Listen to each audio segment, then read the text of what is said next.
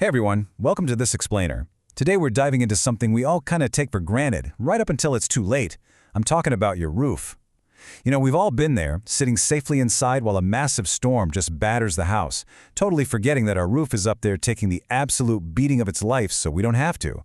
But well, even the toughest protectors eventually get tired.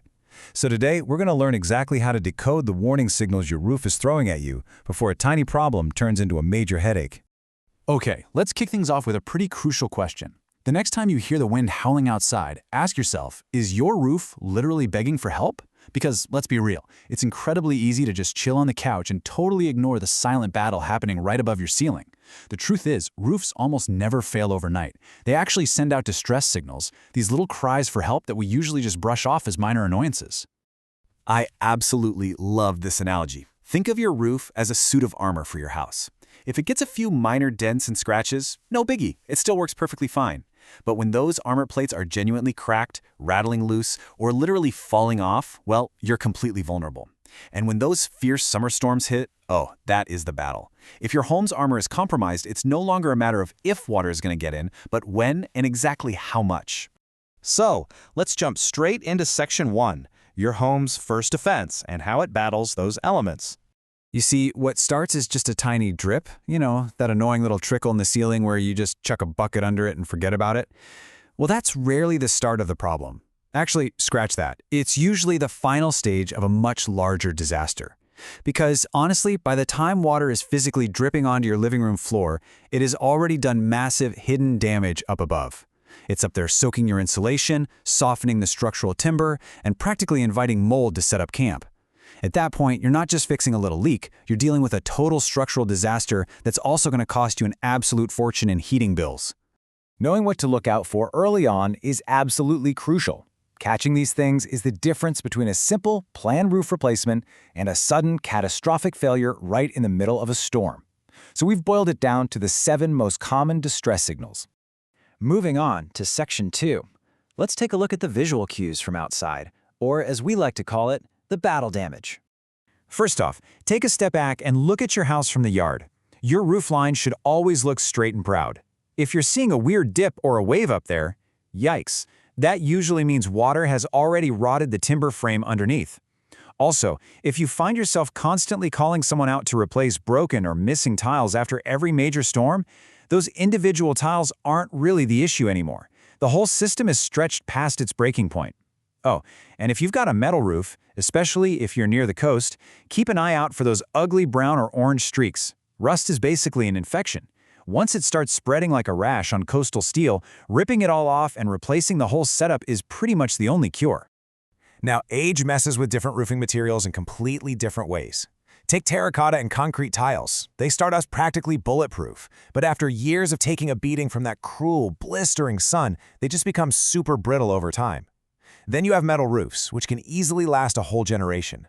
But, and this is a big but, if you let your gutters get totally choked with leaves, or you just let that salty air sit on the metal without any care, even the absolute best steel is going to start falling apart. But here's the tricky part, and a lot of homeowners miss this. A roof can look perfectly fine from the driveway. But just because it looks okay from the ground absolutely does not mean it isn't hiding micro cracks or rusting screws up close. It's a really deceptive trick. From the street, you see no sagging, no missing sheets, everything looks great. But if you actually get up close, the protective coating might be entirely worn away, leaving your home literally wide open to the very next heavy downpour. All right, let's jump to Section 3, hidden warnings inside, or what happens when the enemy actually breaches the gates. Have you ever found yourself wondering why on earth that one leak just won't stop? You patch it, and boom, the dampness comes right back without fail. Now, a one-off leak during some freak, once-in-a-decade storm is one thing. But if you've got a spot on your ceiling that gets damp like clockwork every single winter, listen, your home is desperately trying to tell you that something fundamental is broken. The thing you have to understand is that water is incredibly crafty. It will find the tiniest little pinhole entrance, follow a sloping beam all the way across the span of your attic, and then finally drop down meters away from where it actually got in. It's crazy. That is exactly why just throwing a patch on the roof directly above your ceiling stain is usually nothing more than a totally useless Band-Aid. So, what are the internal red flags? Well, aside from those damp spots and maybe a really musty smell up in the loft, keep a close eye on your energy bills. If your power bill is skyrocketing and your aircon is just working overtime, your roof's insulation has likely failed. A lot of folks don't connect a perpetually stuffy room to their roof, but dingy, cracked shingles act as terrible insulators. All those little gaps let your expensive, perfectly cooled or heated air escape right out the top of the house. It's literally a hidden tax draining your wallet every single month. This brings us to Section 4, the endless repair cycle. And man, the psychological toll it takes on a homeowner. Think about it like an old pair of boots. You can keep paying someone to patch up the sole of an out-of-date boot over and over again, right? Wasting your time, wasting your money, and guess what? You still end up with wet socks. Or you could just buy a reliable new pair that you know for a fact won't let you down. Getting a total roof replacement is exactly like that. It gives you durable, reliable coverage and totally just ends the anxiety. Because here's the reality check. When patching your roof stops being just a rare, isolated incident and turns into a regular, seasonal chore, the fight is over. Your armor is just too thin to protect the house anymore. Honestly, there is nothing more frustrating than paying to fix one leak just for another one to pop up a week later. If your roof has you constantly on edge, the whole system is done. It's time to just gracefully concede and fix the real problem. Okay, let's dive into Section 5, time for a fresh start, and how we actually break this cycle. Before you even pick up the phone to call an expert, go take a look for some subtle, secondary clues. Next time you're cleaning out your gutters, check for an accumulation of grit. That's actually the physical material of your roof tiles breaking down and washing away. Also, look for moss or weird black streaks up there. That is a dead giveaway of trapped moisture that absolutely shouldn't be there. Finally, check the metal seals around your chimney. If those seals are damaged, they are practically holding the front door wide open for water to just walk right in. Now, if you do need to call someone, a professional inspection should be super straightforward, as Aus Topline Roofing has a really great process for this. It literally just starts with a chat. They want to understand what you've noticed with your home's specific weather exposure.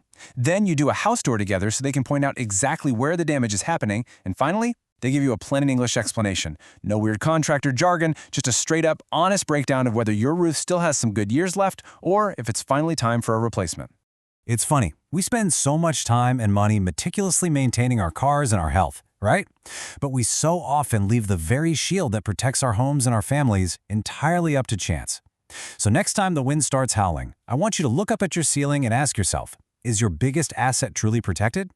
If any of the signs we talked about today had you nodding along, well, are you going to wait until that little drip becomes a massive disaster? Or are you ready to finally take back control of your home's armor? Thanks so much for joining me for this explainer, and I'll catch you next time.